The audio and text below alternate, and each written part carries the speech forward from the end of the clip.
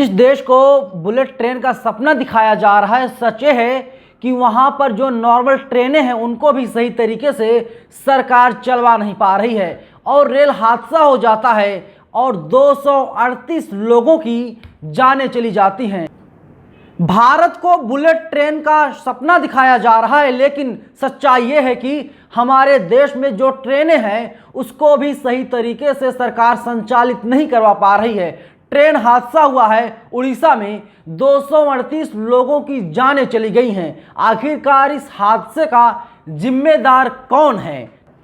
नमस्कार, मेरा नाम है नवीन कुमार नंदन और आप देख रहे हैं इंडिया इंटरनेशनल न्यूज। उड़ीसा में ट्रेन हादसा हुआ है, 238 लोगों की जानें चली गई हैं और बताया जा रहा है 900 से ज़्यादा लोग अभी अस्पताल में भर्ती कराए गए हैं। मैं आपको बीबीसी की एक खबर दिखा रहा हूं, आप इस खबर को देखिए। सैकड़ों लोग शुक्रवार को अपने घर से निकले, कोई नौकरी करने चेन्नई या केरल की ओर जा रहा था, कोई अपने घर वापस लौट रहा था। ट्रेनें शाम 7 बजे करीब ओडिशा के बालासोर जिले से निकल रही थी, तभी 3 ट्रेनें हादसे का शिकार हुई और 238 से ज़्यादा लोगों की जान चली गई। हादसे के बाद समाचार एजेंसियों, एनडीआरएफ, निजी न्यूज चैनलों के कैमरों से घटनास्थल और अस्पताल की जो तस्वीरें सामने आ रही हैं वो काफ़ी डरा देने वाली हैं। अब आप इस तस्वीर को देखिए, बीबीसी ने इस तस्वीर को शेयर किया है, वेबसाइट पर छापा है। घटनास्थल पर ट्रेन की लगभग 4 बोगियां पलटी हुई दिखाई दे रही हैं। कुछ बोगियां एक दूसरे के ऊपर चढ़ी हुई हैं, कुछ बुरी तरह से क्षतिग्रस्त हो गई हैं। मालगाड़ी के ऊपर एक ट्रेन का इंजन चढ़ा हुआ है। ट्रेन की पलटी हुई बोगी की फर्श को फाड़कर पटरी ट्रेन की छत को फाड़कर ऊपर निकल गई है। पटरियों पर लोगों का सामान बिखरा पड़ा है, कुछ बैग बंद है और कुछ से सामान बाहर निकला हुआ दिखाई दे रहा है। अब आप सोचिए, लेकिन वास्तव में इसका असल जिम्मेदार कौन है? प्रधानमंत्री नरेंद्र मोदी हैं या रेल मंत्री हैं? क्योंकि नरेंद्र मोदी ही ट्रेनों को हरी झंडी दिखाने का काम करते हैं। साहब, जब कोई नई ट्रेन चलती है तो आप हरी झंडी दिखाते हैं, और जब ट्रेनें हादसों का शिकार होती हैं, जब हादसा होता है तो आखिरकार इसकी जिम्मेदारी कौन लेगा? नरेंद्र मोदी लेंगे या रेल मंत्री लेंगे, या आम जनता के ऊपर धकेल दिया जाएगा कि आखिरकार आप ट्रेन में सफ़र ही क्यों कर रहे थे? आप ट्रेन में सफ़र कर रहे थे, इसीलिए आपकी मौत हो गई, आपकी जान चली गई।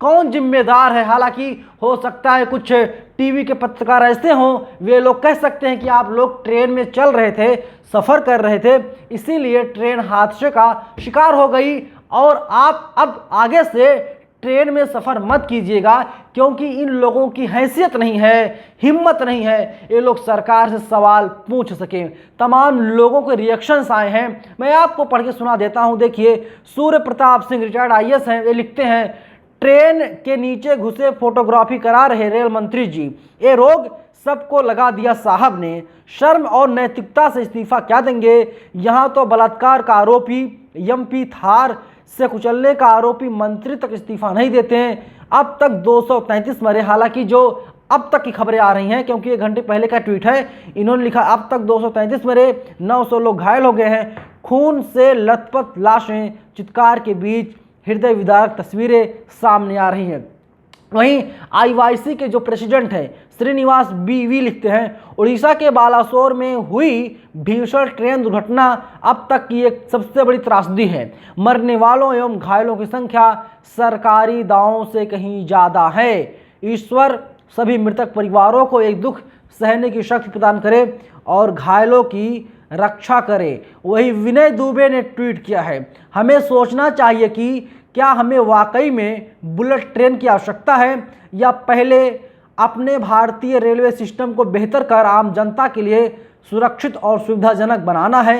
बालासोर ट्रेन दुर्घटना में दिवंगत हुए सभी आत्माओं को प्रभु अपने चरणों में स्थान दे। अब आप इसके अलावा तमाम लोग हैं जो लगातार सवाल भी पूछने का काम कर रहे हैं। अब आप देखिए, एक कवच की बात की जा रही थी कि ड्राइवर ब्रेक मारे ना मारे, लेकिन जो ट्रेनें हैं अब वो हादसे का शिकार नहीं होंगी।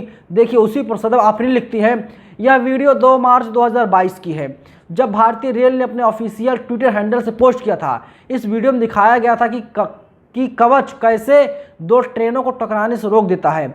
अगर कोई ट्रेन सामने से आ रही हो तो 300 मीटर पहले ही ट्रेन का ऑटोमेटिक ब्रेक लग जाता है। तो फिर उड़ीसा में क्या हो गया? कवच था ना, कवच को तो काम करना चाहिए था, लेकिन कवच भी काम नहीं किया। सवाल पूछे जा रहे हैं और देखिए जवाब देने के लिए कोई तैयार नहीं है साहब। राजेश साहू लिखते हैं, कवच को लगाने एवं संचालित करने का खर्च प्रति किलोमीटर 50 लाख रुपए है। इससे 160 किलोमीटर रफ्तार की ट्रेन भी रुक जाएगी अगर उसकी पटरी पर कोई दूसरी ट्रेन खड़ी है, क्योंकि यह मूवमेंट अथॉरिटी के कंटिन्यूअस अपडेट के सिद्धांत पर काम करती है।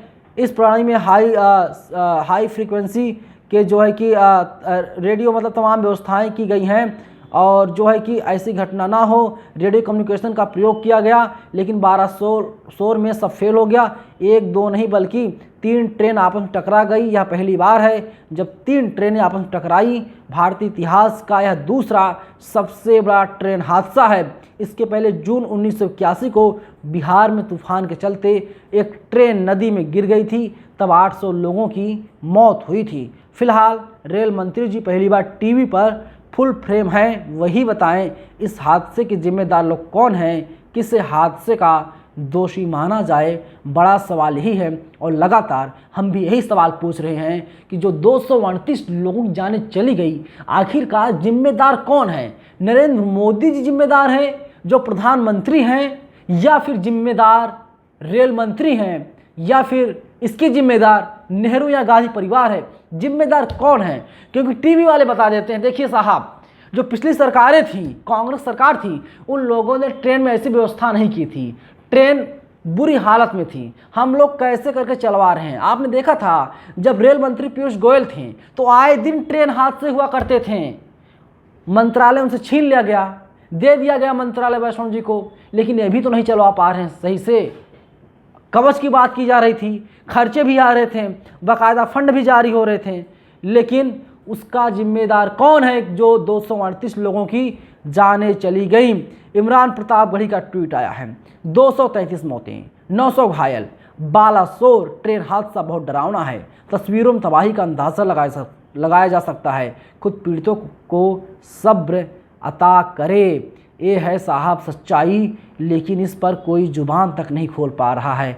और जो तस्वीरें मैंने देखी हैं, मैं उन तस्वीरों को आपको तो नहीं दिखा सकता, लेकिन तस्वीरें इतनी भयावह हैं आप कल्पना तक नहीं कर सकते, आप सोच नहीं सकते। आप सोचिए कि बोगी के ऊपर बोगी, और वहाँ पर तो मशीनें लगा दी गई हैं, बोगियों यानी डिब्बों को काटा जा रहा है जिसमें लोग थे। शाम तकरीबन 7 बजे का वक्त था, कुछ लोग खाना खा रहे थे, कुछ लोग बीच वाली सीट को खोल रहे थे, वे लोग सोने की प्लानिंग कर रहे थे, अब सोया जाए। कई परिवार ट्रेन में सफ़र कर रहा था, उसमें माता पिता बच्चे सब लोग थे, बुजुर्ग थे, तमाम लोग उसमें थे और सभी की जानें चली गईं। जो लाशें हैं उनको बैग में भरा जा रहा है, पहचान नहीं हो पा रही है कि किसकी लाश कौन सी है। और सरकार ने हालांकि मुआवजे का ऐलान तो किया है, लेकिन बड़ा सवाल यही है आखिरकार इस हादसे का जिम्मेदार कौन है। मैं आपको आखिर में एक ट्वीट और दिखा देता हूं। जयकी यादव ने लिखा है, देश का रेल मंत्री कौन है? वही जिसने दौड़ दौड़कर पूरे देश के ट्रेनों को उद्घाटन किए। इतना बड़ा हादसा हो गया, कैसे नींद आई होगी। सबसे बुरे दौर से रेलवे गुजर रही है। ट्रेन के स्लीपर कोच जनरल कोच की तरह ठसाठस भर कर जाते हैं।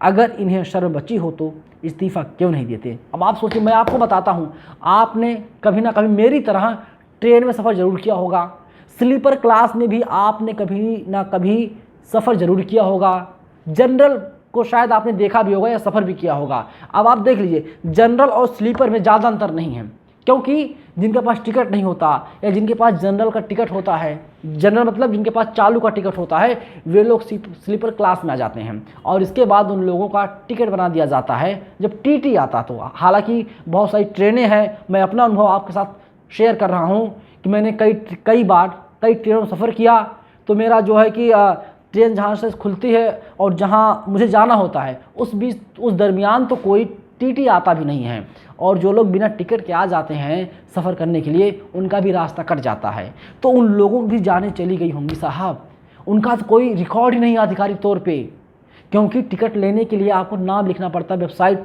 पर जाकर के आप जो है कि जो पूरा फॉर्म होता है आप सबमिट करते हैं, तब जाके आपको कन्फर्म टिकट मिलता है, या आप रेलवे काउंटर पर जाते हैं। लेकिन जो जनरल का टिकट लेकर के स्लीपर में आ गए थे, उनका कोई रिकॉर्ड ही नहीं है।